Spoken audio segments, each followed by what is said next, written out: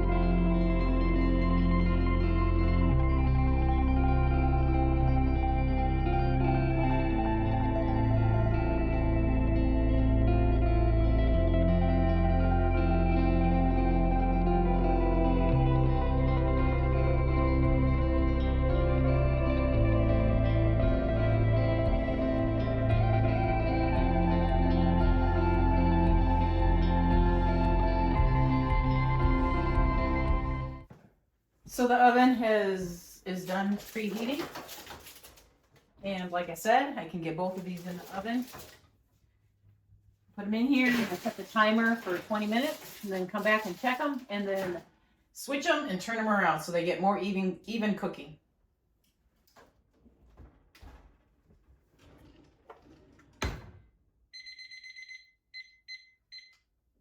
Now I can go and do other things, and I don't have to babysit it. So I cut open the other pack, and I've got them all pre-pulled apart so that it makes it more easier for me. Once the cooked bacon comes out, I get it off and drain the bacon drippings, and then I can get more bacon on there. It just makes it more efficient for me. So I'm going to put this in the refrigerator until that bacon is cooked, and then I'll pull it out and put more on and continue the process. So I'm prepping everything for when the bacon does get done. And I just use a couple small pans here, and I line the bottoms of them. And then I pull apart some extra sheets to put in between the layers of the bacon, because we're going to have a lot of bacon. It's going to be a lot. There's 2 packages there I'm going to cook up. So then I just pull off extra sheets. So that way then when I get a layer on the bottom of the pan, then I just grab one that I've already torn off. I don't have to worry about my hands, getting the whole roll all dirty and greasy. Okay, so the 20 minutes is up, but I know it's gonna have to be in there a lot longer, but I'm going to burn them and switch the pans, put the top one on the bottom shelf and the one that was on the bottom on the top shelf. And you can see that it's not done. But doing this process does help with even cooking. So I'm gonna put it in there for, I'm gonna go 15 minutes this time. I never write this stuff down, I just wing it. Okay, so that 15 minutes is done. I've been doing other things, so I'm gonna wash up my hands here really quick.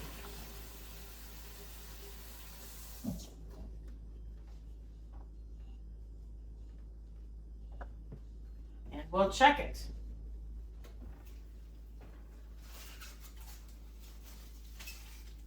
Not quite done to the doneness that I like it. We like crispy bacon.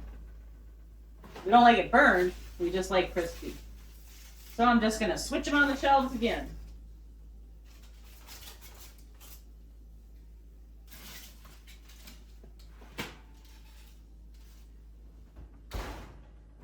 And this time I'm gonna go 10 minutes.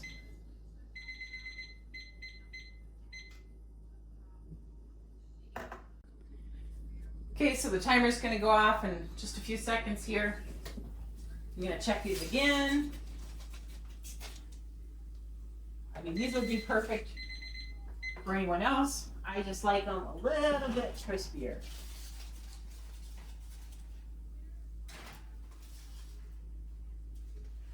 So this time I'm just gonna set the timer for 5 minutes. Does it seem like a lot of work? Yep. However, I'm gonna get the bacon done all in one day, and it's gonna be done the way that we like it. And that's what I like about cooking the bacon in the oven.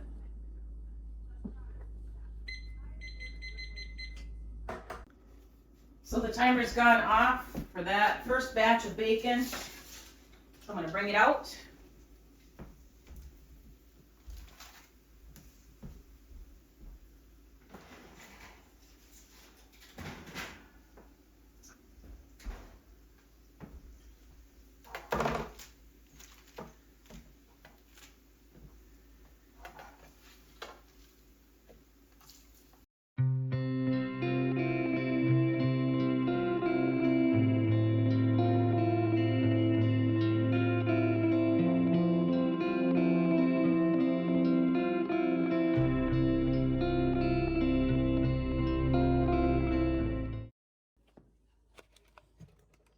So here's a pint container. I have a little strainer. I have a coffee filter, and that's how I strain my bacon drippings.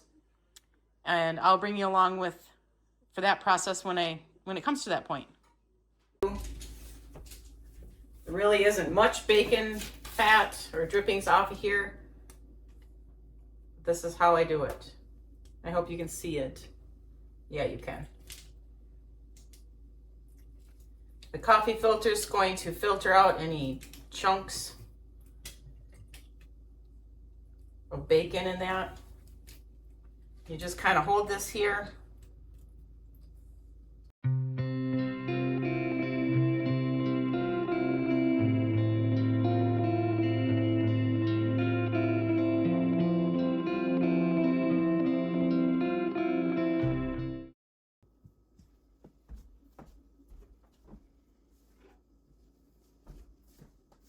Now I'm just going to repeat the whole process until all this bacon is cooked.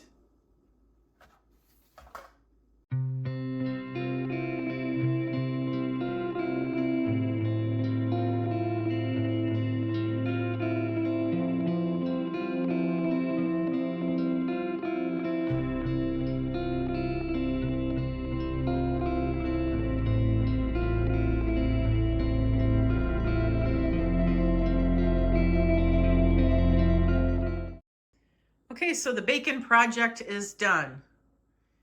As you can see, I reused my pan over and over and over again. That's why you line it and use some parchment paper, and it doesn't hurt your pan at all. You just fold that up when it's cooled off and throw it away. So I've got 4, and this will go into this container, so it'll be about 4.5 containers of bacon pre-cooked. I saved my old lunch meat containers or wash them out. They're food safe, so why not? So that project is done for the day.